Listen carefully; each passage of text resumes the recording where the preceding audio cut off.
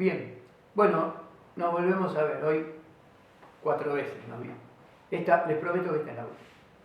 Bueno, ¿qué es lo que les quería contar en este pequeño videíto último? ¿Cuál fue el rol de Keynes en los acuerdos de Bretton Woods, en la segunda posguerra? Ustedes recuerdan que en la primera, él se fue de los acuerdos de Versalles, del Pacto de Versalles, porque lo consideraba lesivo para el propio capitalismo. Ahora, todo este avance que tuvo Keynes en la consideración de los políticos y del capitalismo, hasta su muerte, hizo que él fuera el principal personaje de los acuerdos de posguerra, que se dieron en 1944, en un lugar que se llama Bretton Woods, y ahí le pusimos que pertenece a New Hampshire, Estados Unidos, le pusimos en el escrito eso, para que tengan una noción mayor de que son los acuerdos de Bretton Woods. Entonces Keynes ya no es un funcionario de tercera o cuarta línea en Versalles que se va, es el funcionario de primerísima línea.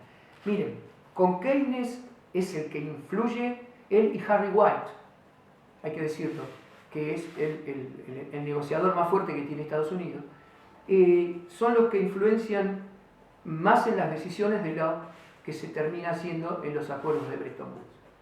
Es el jefe de la navegación británica, obvio. Ahora, en estos acuerdos de Bretton Woods hay que rearmar el capitalismo de posguerra, que no es un capitalismo igual que hace 10, 15, 20, 30 años atrás. ¿Por qué? Por lo que dijimos antes, que hay otro modo de producción en funcionamiento que puede llamar la atención. Y ese es el peligro para el capitalismo, que hay que ver. Entonces, se crean un montón, yo voy a hablar de algunos que son los más conocidos, de organismos multinacionales que son los que van a tratar de reorganizar el mundo occidental, el mundo no socialista, incluyendo Europa, Estados Unidos, Latinoamérica, Sudamérica, Latinoamérica, ya está esto. ¿Qué es lo que se crea en estos acuerdos de Bretton Woods? Se crea un organismo que hoy nosotros no lo vemos con buenos ojos, que es el Fondo Monetario Internacional. Pero en ese momento, el Fondo Monetario Internacional tenía objetivos keynesianos. Era movilizar los fondos del mundo, sacándole a los que estaban en mejor, haciendo un fondo único, un fondo monetario internacional, sacándole a los que habían quedado mejor parados y que todavía tenían dinero y prestándoselo a los que necesitaban crecer o reconstruir sus economías, fundamentalmente Europa. Entonces el Fondo Monetario Internacional es creado con fines keynesianos. No es lo mismo que el rol que tomó en los 80, como vimos, que ya, como tiene ahora, que es absolutamente distinto. Se crea lo que se llamó el BIRF, el Banco Internacional de Reconstrucción y Fomento. Dentro del mismo está este es el germen y después lo absorbió, el que hoy conocemos como Banco Mundial. Digamos. Pero insisto, Banco Internacional de Reconstrucción y Fomento, ya su nombre dice que, ¿para qué creamos este banco? Para reconstruir y fomentar las economías.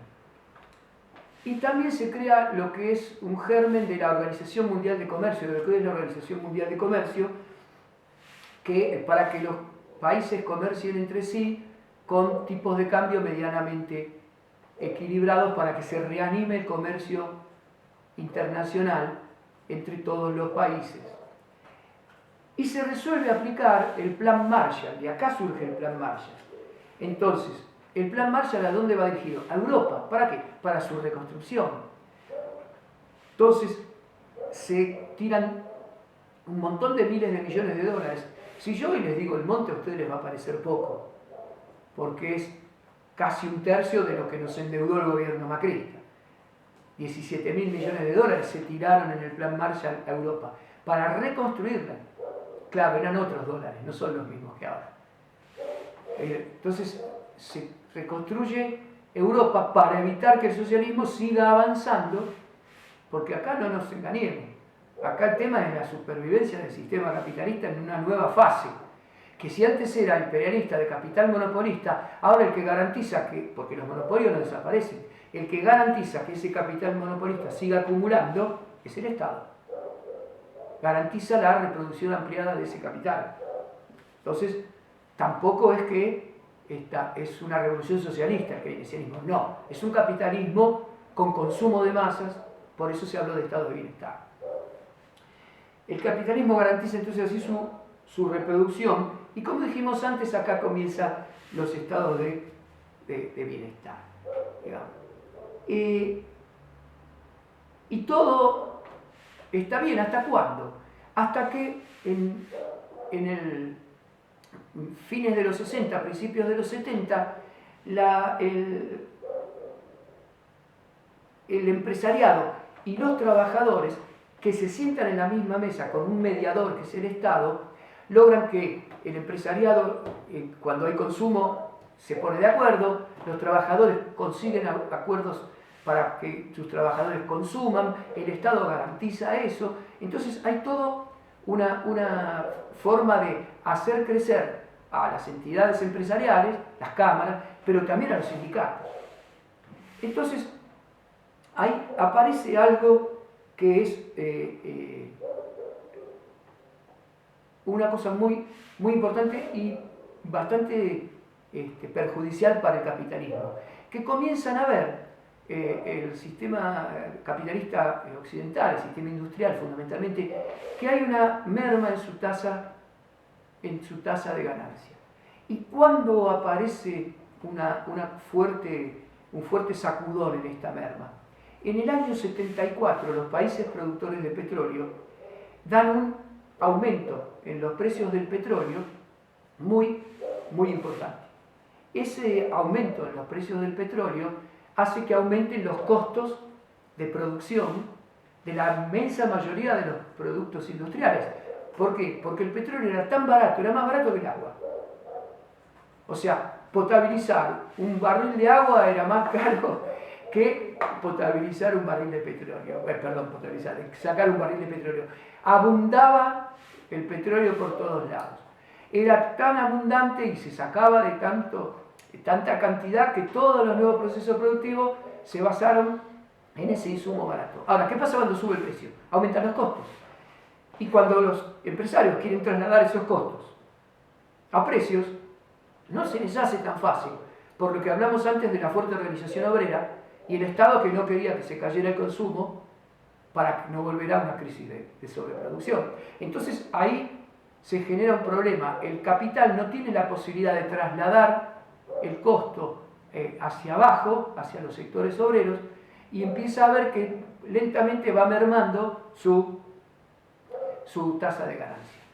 Y en algún momento, en el 74, en el 75, comienzan a pensar en que ya estos estados de bienestar no les son tan útiles porque ven que hay una merma en la tasa de ganancia por aumento en uno de sus insumos. Ahora, cuando vimos Marx, ¿qué vimos? Que los insumos forman parte ¿de qué? De la composición orgánica del capital, en donde están las máquinas y las materias primas y los insumos estratégicos. Entonces hay un aumento en la composición orgánica y esta crisis entonces podríamos verla desde el lado de Marx. Esta es una crisis del lado de la oferta. Es una crisis que generan los propios capitalistas para poder cambiar el sistema de estado de bienestar. Siempre para cambiar un sistema por otro hay que generar una crisis. Entonces generan una crisis ellos mismos, una crisis de oferta, porque no pueden trasladar los precios del nuevo insumo a los costos sin que eso se vea reflejado en un incremento de salarios. Entonces su tasa de ganancia, que depende del excedente, como todos ya saben, va cayendo. Y va cayendo, y ahí podríamos explicar, muy sui generis, muy por encima, aunque hay economistas que lo han explicado mucho mejor, que hay una crisis del lado de la oferta, como por tendencia descendente de la tasa de ganancia, como lo planteaba en su momento el marxismo y que acá se ve un poquitito más clara. Entonces fíjense, tenemos una crisis fuerte del capitalismo del lado de la demanda que es explicada desde el punto de vista de Keynes y se busca la solución. Tenemos una crisis del lado de la oferta que también se busca la solución.